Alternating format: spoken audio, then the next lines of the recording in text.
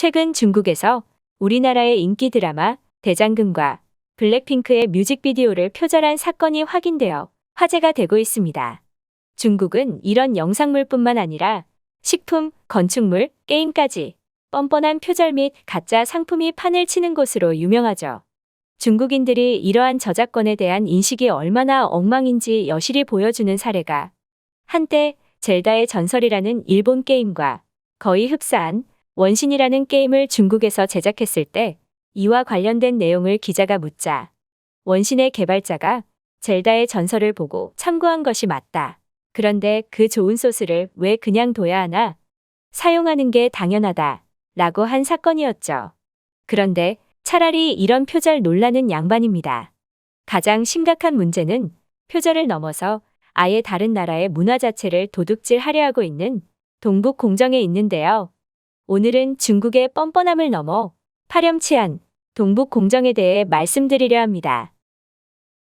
구독과 좋아요 한 번씩 부탁드리겠습니다. 감사합니다.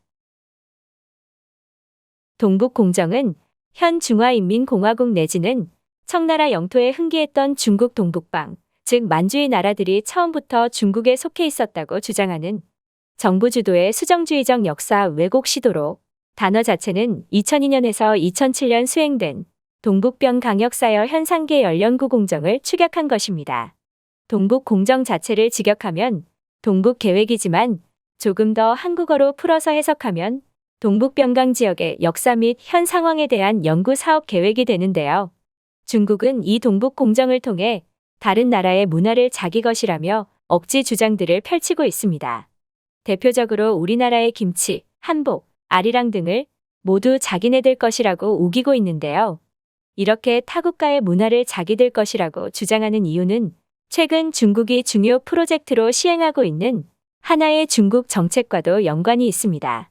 하나의 중국이란 위에서 언급한 동북 공정의 대상이 되는 나라와 민족들을 모두 규합하고 하나의 중국이라는 테두리 속에 넣겠다는 야심을 말하는데요. 이전에 위구르족을 탄압하여 중국에 속하게 만든 뒤 최근엔 대만을 집어삼키려는 야욕을 지속적으로 표출하고 있죠. 그런데 중국에 속해 있는 한국계 중국인인 조선족이 우리나라의 문화를 일부 가지고 있으니 결국 그것조차도 중국의 것이라고 억지를 부리고 있는 것입니다. 그렇다면 중국은 왜 이렇게 남의 나라 문화를 뺏어오지 못해 안달이 나 있을까요? 그건 중국의 옛 역사에서 답을 찾을 수 있습니다. 사실 중국은 4대 문명의 발상지로 꼽힐 만큼 오랜 역사와 전통이 있는 나라였습니다. 만리장성으로 유명한 진시황의 진나라부터 삼국지 배경으로 유명한 한나라, 그리고 당나라, 명나라, 청나라까지 무수히 많은 왕조와 역사를 거치며 수많은 문화재와 인물들을 낳은 나라인데요. 그런데 사건은 1949년 모택동, 즉 마오쩌둥이 공산체제를 근간으로 중화인민공화국을 세우면서 시작이 되었습니다. 이 마오쩌둥은 당시에도 마찬가지고 현재까지도 중국인들이 국부이자 나라의 우상으로 떠받들 정도로 엄청난 지지를 받은 인물인데요. 마오쩌둥이 어떤 인물인지 가장 잘 보여줄 수 있는 사건이 바로 대약진운동과 문화대혁명입니다. 대약진운동은 쉽게 말해 중국의 경제력을 당시 영국의 수준까지 올리겠다는 취지의 운동이었는데요.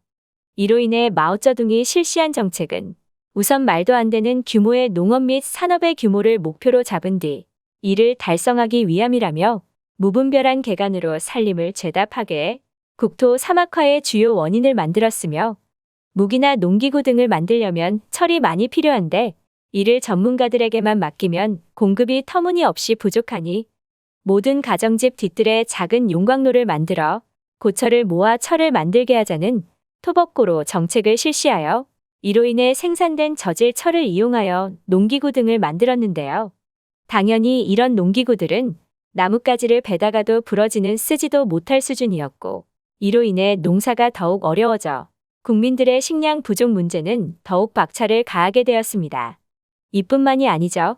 자신의 헛짓거리로 식량 문제가 발생하자 그 탓을 다른 사유로 돌리기 위해 애쓰던 마오쩌둥은 어느 날 참새가 벼모이를 쪼아먹는 것을 보더니 저 새는 해로운 새다 라며 참새 때문에 식량이 없어지는 것이니 참새를 모두 죽이라고 명해 엄청난 숫자의 참새와 오리, 비둘기 등이 죽었고 이로 인해 포식자가 사라진 병충들이 곡물을 좀먹어 유례없는 대기근이 펼쳐졌고 이때 굶주림으로 아사한 중국인이 무려 3천만 명을 넘었다고 합니다. 이 대약진운동이 실패로 돌아가자 결국 마오쩌둥은 건강 악화를 핑계로 국가주석에서 잠시 물러났는데요. 이때 이 자리를 대신한 류사오치는 너무나 심각해진 나라의 분위기 때문에 공산당이 그토록 탄압하던 민주주의 관련 서적이 불티나게 팔리고 불교와 기독교 등이 성행하게 되자 이를 막고자 조직을 설립해 가혹한 탄압을 시행했습니다. 그런데 이를 지켜보던 마오쩌둥은 이를 자신이 복권할 계기로 만들기 위해 류사오치를 대중의 목소리를 짓밟고 혁명을 저버린 자라고 비판하며 탄압받던 학생들을 선동하여 자신의 편으로 만들었고 이에 학생들은 스스로를 마오쩌둥을 지키는 홍위병이라고 칭하며 마오쩌둥을 반대하는 세력을 학살하기 시작했는데요. 이 마오쩌둥에게 세뇌된 홍위병들이 저지른 것이 바로 앞에서 언급한 문화대혁명입니다. 문화대혁명은 홍위병들이 마오쩌둥의 우상화를 위해 이에 방해되는 문화재 및 사람들을 모조리 죽이고 파괴했던 만행인데요. 이로 인해 4천년 역사의 중국 전통 문화 기반이 통째로 무너졌습니다.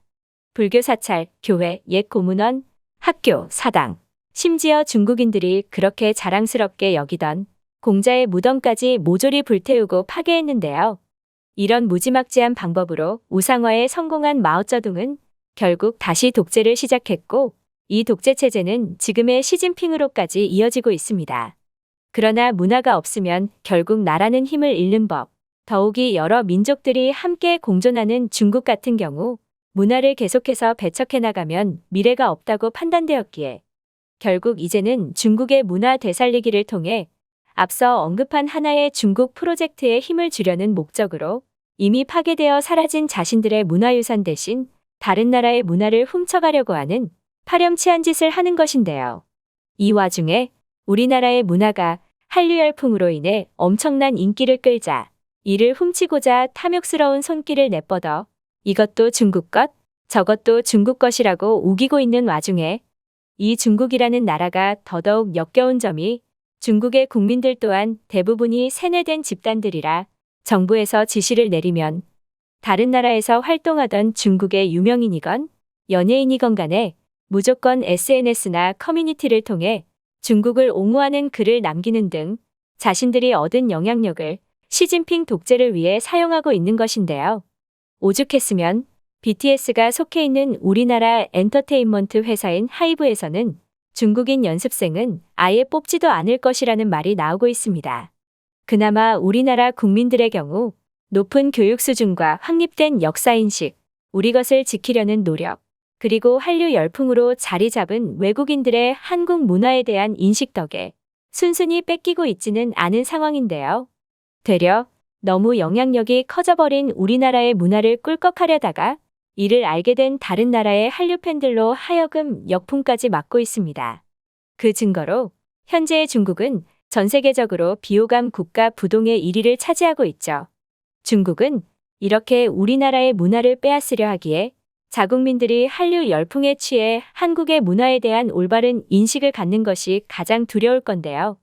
이에 한한령이라는 한류 억압까지 하는 와중에도 우리나라의 수준 높은 문화를 접한 중국 젊은 층들은 그것마저 극복하며 계속해서 한국 사랑에 빠지고 있다고 합니다. 일본의 젊은이들에게 한류 열풍이 혐한을 깨뜨리고 있는 돌파구가 되고 있듯이 중국에도 제대로 된 문화관념을 주입시키는 계기가 되고 있는 한류의 문화 파워. 이제는 우리나라의 문화가 더러운 나라의 역겨운 독재자 한 명이 어찌할 수 있는 수준이 아니라는 것을 하루빨리 알아챘으면 좋겠습니다. 그럼 저는 또 다른 소식을 들고 찾아뵙겠습니다. 감사합니다.